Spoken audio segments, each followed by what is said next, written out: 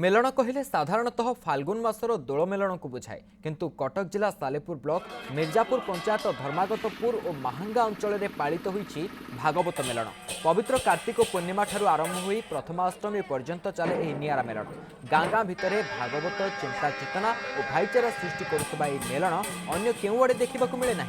झुली झुली आसिछन्ति जगतर नाथ जगन्नाथ। घंट घंटा खोल ताल ध्वनि रे उछुली उठिछि गाँ दांड।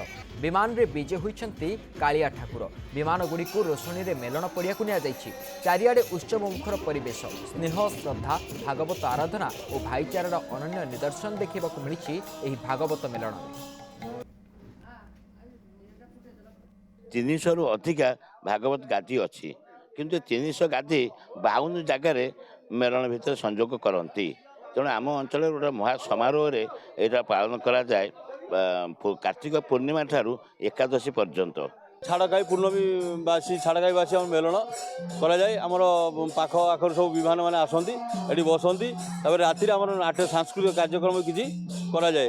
तापर सका आमर ये सब ठाकुर उपस्थित भागवत किसी कराए।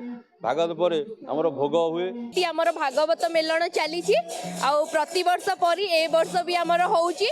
तो आम गाँ सारा लोक भरपूर पिठा पणा सब भोग भोगरे पूरा समस्ते भरपूर अछंती।